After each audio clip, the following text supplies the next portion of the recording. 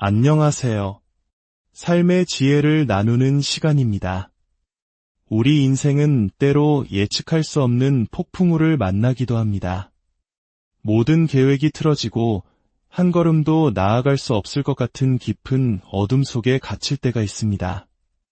우리는 이것을 시련 또는 좌절이라고 부릅니다. 하지만 성경은 우리에게 놀라운 진실을 알려줍니다. 바로 하나님께서 우리의 모든 시련을 위대한 역전의 발판으로 바꾸신다는 사실입니다. 오늘 이야기를 시작하기에 앞서 잠시 여러분의 손길을 부탁드립니다. 이 영상에 좋아요와 구독을 눌러주시는 것은 절망 속에 있는 또 다른 누군가에게 이 희망의 메시지를 전하는 귀한 나눔이 됩니다. 이 작은 실천에 동참하시는 모든 분들의 삶에 하나님의 크신 은혜와 평강이 함께하기를 기도합니다. 우리 모두는 인생의 역전 드라마를 좋아합니다. 스포츠 경기에서 지고 있던 팀이 마지막 몇 초를 남기고 극적인 승리를 거둘 때 우리는 환호성을 지릅니다. 왜일까요?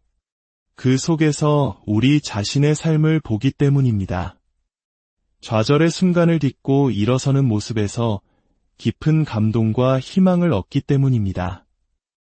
우리가 인생의 시련에 대해 기억해야 할 몇 가지 중요한 진리가 있습니다. 첫째, 시련 없이는 역전도 없습니다. 인생의 좌절은 삶의 일부입니다. 저에게도 그리고 이야기를 듣고 있는 당신에게도 시련은 찾아옵니다. 건강의 문제, 경제적인 어려움, 관계의 깨어짐, 혹은 영적이고 감정적인 고통일 수도 있습니다. 이것은 우리가 불완전하고 깨어진 세상에 살고 있기 때문에 당연한 일입니다.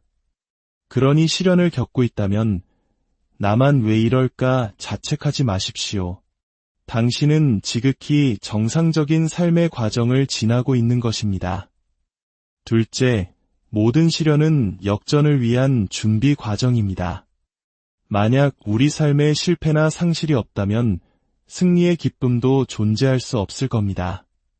당신이 지금 겪는 그 어려움은 당신을 무너뜨리기 위한 것이 아니라 더 큰 승리를 위한 무대를 마련하고 있는 것입니다. 셋째, 시련은 벌이 아니라 다음 단계로 나아가기 위한 준비입니다. 하나님께서는 우리를 벌하기 위해 어려움을 허락하시는 것이 아닙니다. 지연과 난관, 심지어 막다른 길처럼 보이는 상황을 통해 우리를 단련시키시고 그분이 예비하신 더 큰 계획을 감당할 수 있도록 준비시키시는 것입니다. 시련을 통해 우리의 인격은 깊어지고 믿음은 견고해지며 내면의 힘은 강해집니다. 다른 어떤 방법으로도 배울 수 없는 귀한 교훈을 얻게 되는 시간입니다. 그리고 마지막으로 가장 중요한 네 번째 진실은 이것입니다. 시련은 내 미래를 가로막는 장애물이 아니라 미래로 나아가는 디딤돌입니다. 이 사실을 마음 깊이 깨닫는다면 당신은 삶의 모든 문제를 다른 시각으로 바라보게 될 것입니다. 우리는 창세기에 나오는 요셉의 삶에서 이 진리의 가장 극적인 예를 발견할 수 있습니다. 기억하십니까? 요셉은 무려 13년 동안 자신의 잘못도 없이 억울한 시련을 연달아 겪었습니다. 형제들에게 배신당해 노예로 팔리고 억울한 누명을 쓰고 감옥에 갇히는 등 그의 삶은 끝없는 절망의 연속처럼 보였습니다. 하지만 인생의 마지막에 이르러 요셉은 자신을 해하려 했던 형제들에게 이렇게 고백합니다. 형님들은 나를 해하려 하였으나 하나님은 그것을 선으로 바꾸셨습니다. 그에게 닥쳤던 끔찍한 시련들은 사실 시련이 아니었습니다. 그것은 하나님께서 그를 이집트의 총리로 세우시고 수많은 생명을 구원하시려는 위대한 계획의 일부, 즉 그를 그 자리로 이끄는 디딤돌이었던 것입니다. 여러분, 이 이야기는 요셉에게만 해당되는 것이 아닙니다. 당신의 삶에도 동일하게 적용됩니다. 당신이 겪는 모든 시련 뒤에는 하나님의 목적이 숨겨져 있습니다.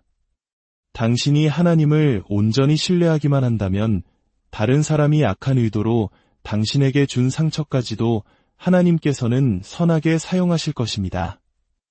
그런데 우리는 왜 이토록 시련 앞에서 힘들어하고 넘어지는 걸까요? 가장 큰 이유는 우리가 두려움에 사로잡히기 때문입니다. 일이 우리가 원하는 대로 우리가 원하는 시간에 풀리지 않으면 우리는 초조해하고 걱정하고 의심하기 시작합니다. 결국 하나님을 신뢰하지 못하고 두려움의 노예가 되어버립니다. 두려움이야말로 우리 인생의 가장 큰 적입니다. 걱정, 불안, 초조함. 만약 당신이 시련을 역전의 기회로 바꾸고 싶다면 이 두려움을 다루는 법을 반드시 배워야 합니다. 믿음으로 가득 찰 때 당신은 시련을 통해 유익을 얻을 것입니다. 그러나 두려움으로 가득 차면 당신은 시련 앞에서 부서지고 말 것입니다. 누구에게나 마음속 깊은 곳에 숨겨진 두려움이 있습니다. 아무도 나를 사랑하지 않을 거야. 내 인생은 아무 의미가 없을 거야. 나는 결국 혼자 죽게 될 거야. 와 같은 두려움들 말입니다.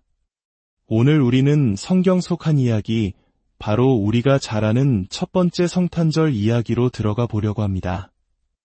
성탄절 이야기는 예수님의 탄생이 관련된 모든 사람들의 계획을 어떻게 뒤흔들었는지, 그리고 그 과정에서 그들이 어떤 두려움과 마주해야 했는지를 생생하게 보여주는 최고의 교과서입니다. 놀랍게도 성탄절 이야기에는 천사가 나타나 두려워하지 말라고 말하는 구절이 무려 4번이나 반복됩니다. 마리아에게, 요셉에게, 목자들에게, 그리고 사가랴에게. 오늘날 우리에게 예수님의 탄생은 기쁜 소식이지만 그 소식을 처음 들었던 사람들에게는 그야말로 인생을 송두리째 흔드는 충격과 두려움의 원인이었습니다. 성경은 그 소식이 예루살렘 온 도시를 두려움에 떨게 했다고 기록합니다. 2000년 전 그들이 겪었던 두려움은 놀랍게도 오늘날 우리가 시련 속에서 겪는 두려움과 정확히 일치합니다. 지금부터 첫 번째 성탄절의 주인공들이 마주했던 5가지 두려움과 그에 대한 하나님의 해답을 하나씩 살펴보겠습니다. 첫째, 마리아가 마주했던 부족함에 대한 두려움입니다. 마리아는 평범한 시골의 어린 소녀였습니다. 아마 오늘날의 고등학생 정도의 나이였을 겁니다. 정혼한 상태로 곧 있을 결혼식을 꿈꾸며 행복한 나날을 보내고 있었습니다. 그녀의 소박한 인생 계획이 머릿속에 가득 차 있던 어느 날, 천사가 나타나 그녀의 계획을 완전히 무너뜨립니다. 천사는 충격적인 소식을 전합니다. 마리아, 내가 임신하였다. 혼란에 빠진 마리아는 저는 남자를 알지 못하는데 어찌 이런 일이 있을 수 있습니까?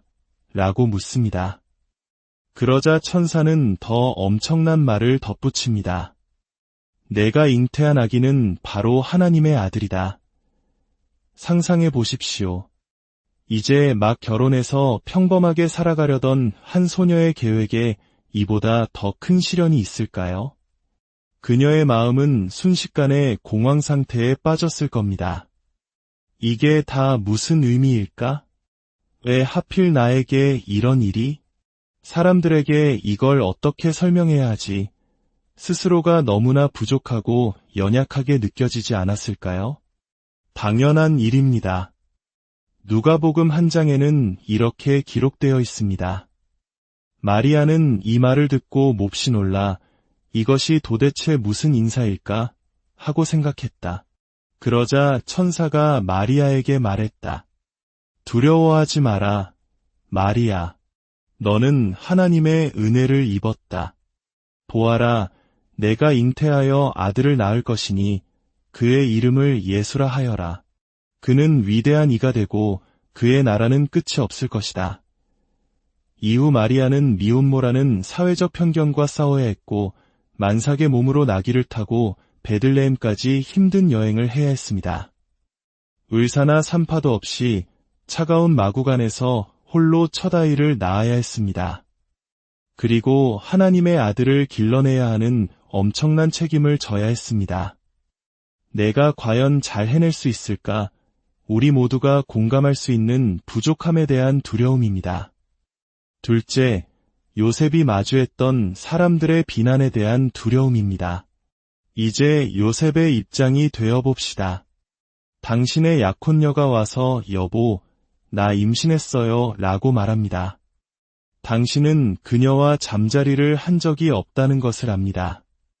그런데 그녀는 하나님께서 임신하게 하셨다고 주장합니다. 마을 사람들에게 이것을 어떻게 설명하겠습니까? 상상만 해도 끔찍합니다. 조롱, 수치심, 험담, 비난이 그에게 쏟아졌을 것입니다. 사람들은 요셉이 저런 이야기에 속아 넘어가다니 바보 아니야? 라고 수군거렸을 겁니다. 한국 문화에서 가문의 명예가 얼마나 중요한지를 생각하면 요셉이 겪었을 고통은 상상을 초월합니다. 성경은 요셉의 첫 반응이 조용히 파혼하려는 것이었다고 말합니다. 마태복음 1장입니다. 예수 그리스도의 태어나심은 이러하다.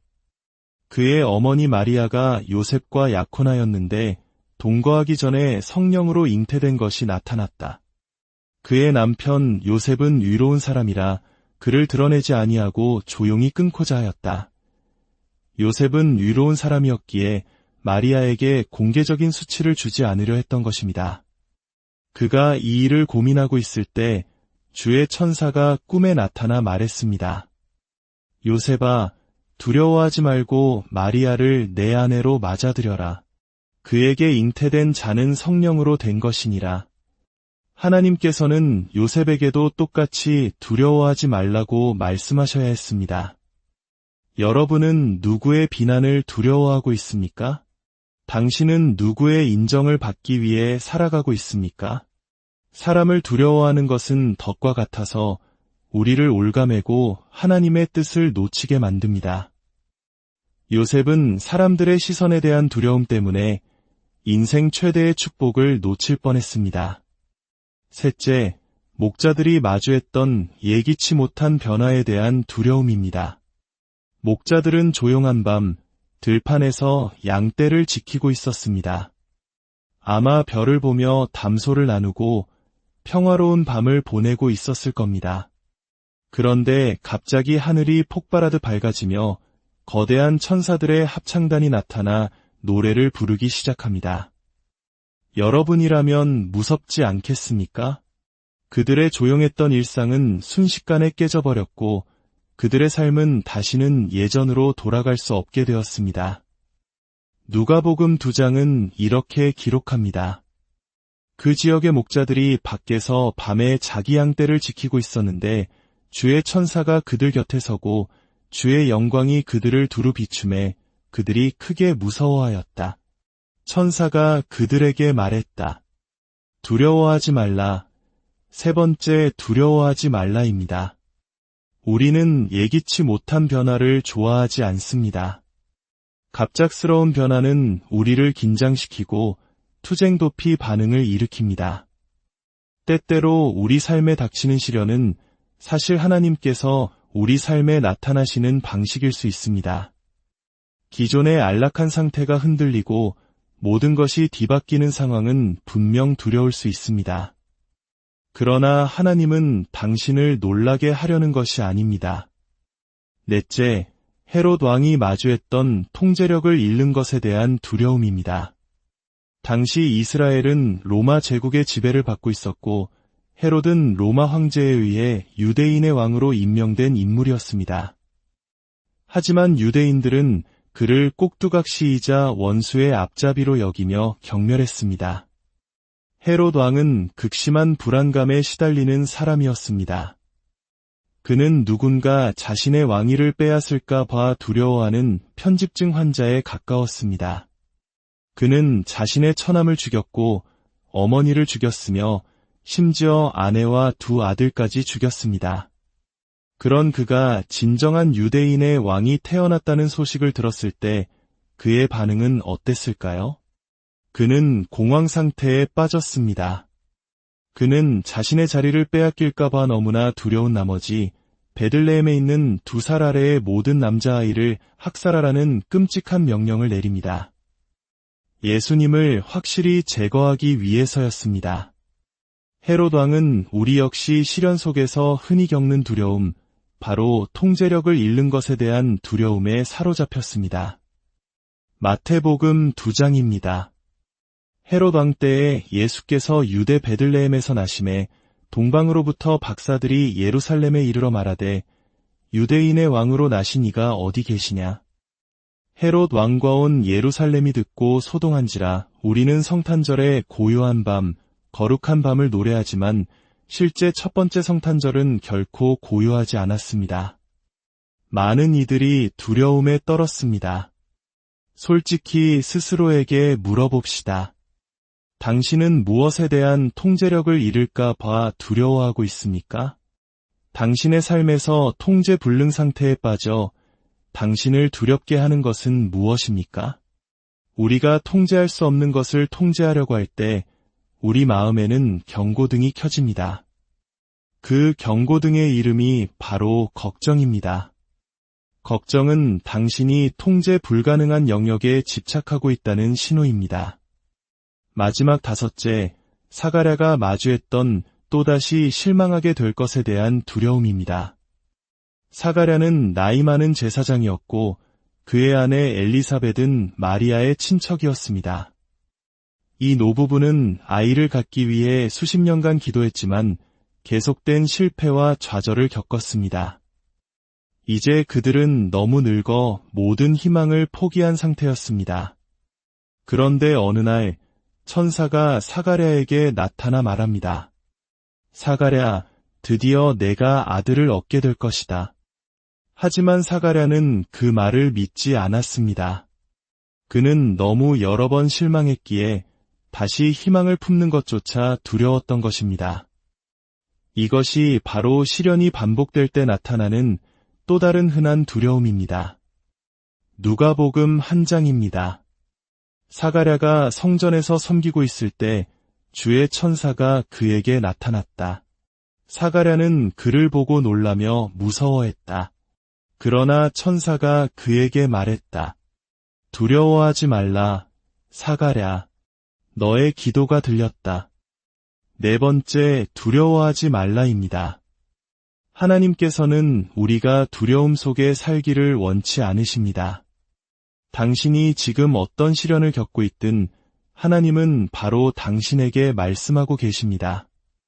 두려워하지 말라. 참고로 오랫동안 기다렸던 사가랴의 아들이 바로 세례 요한입니다. 자, 이 5가지 두려움 중 당신이 시련 속에서 씨름하고 있는 것은 무엇입니까? 부족함에 대한 두려움?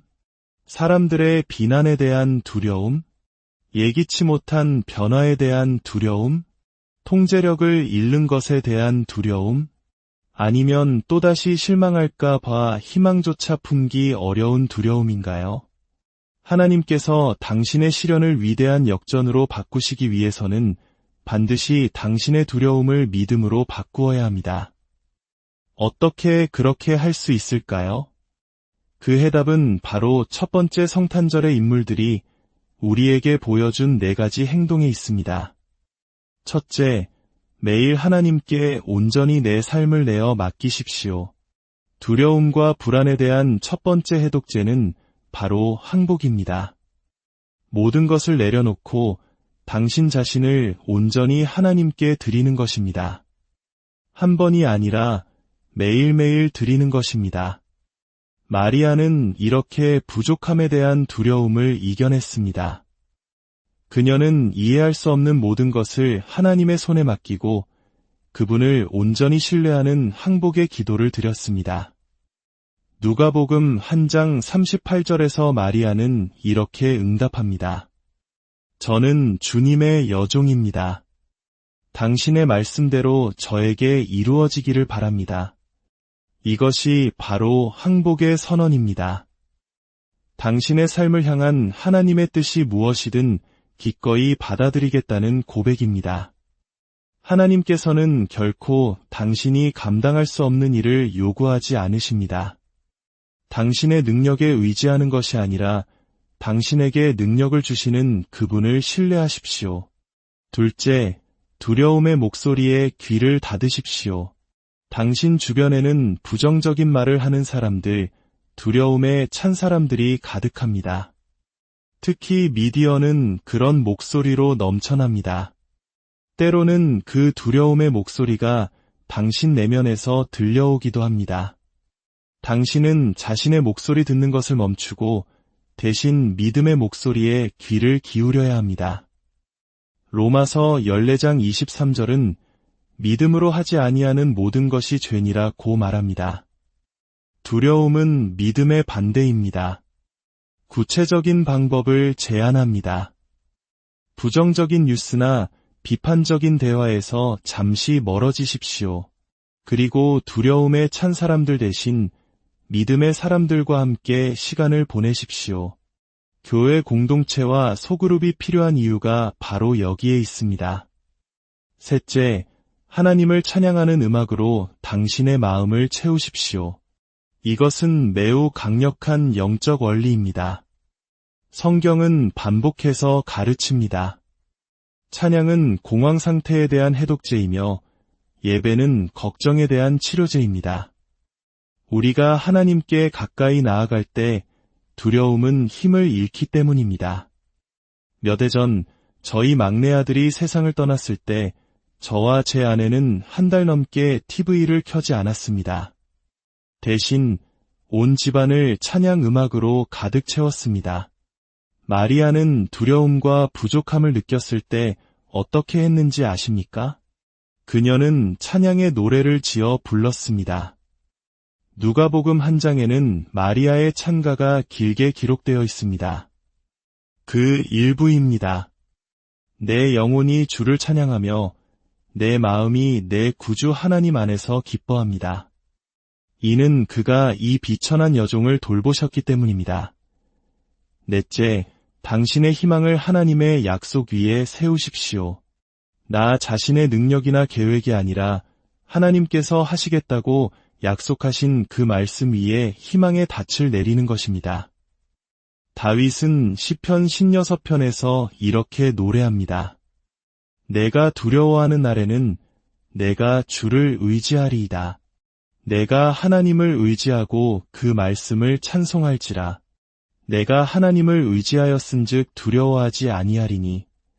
불안과 공포가 당신을 덮칠 때 하나님의 변치 않는 약속을 붙드십시오. 사랑하는 여러분, 저는 당신이 지금 어떤 시련을 겪고 있는지, 어떤 두려움이 당신을 붙들고 있는지 다 알지 못합니다. 하지만 이것 하나는 확실히 압니다. 당신이 오늘 나눈 이 4가지 간단한 단계를 삶에서 실천한다면 당신은 시련에서 벗어나 역전을 향해 나아가게 될 것입니다. 그리고 당신의 그 시련은 당신의 미래를 향한 가장 단단한 디딤돌이 될 것입니다. 함께 기도하겠습니다. 하나님 아버지, 오늘 말씀을 통해 우리 삶의 시련과 두려움을 다루는 법을 가르쳐 주시니 감사합니다. 지금 이 순간에도 보이지 않는 두려움과 싸우며 통제할 수 없는 문제들로 인해 공황 상태에 빠진 이들이 있습니다. 그들의 마음을 불쌍히 여겨주시고 주님의 평강으로 덮어주시옵소서. 이제 우리의 삶을 온전히 주님께 내어 맡깁니다. 두려움의 목소리가 아니라 오직 믿음의 목소리, 주님의 약속의 말씀에만 귀 기울이게 하옵소서. 우리의 입술에서 걱정과 불평 대신 찬양과 예배가 흘러나오게 하시고 우리의 희망이 흔들리는 상황이 아니라 영원하신 주님의 약속 위에 굳건히 서게 하옵소서. 주님, 우리 각자의 시련을 가장 위대한 역전의 이야기로 바꾸어 주실 것을 믿습니다. 이 모든 말씀, 우리를 구원하신 예수 그리스도의 이름으로 기도드립니다. 아멘. 주님의 축복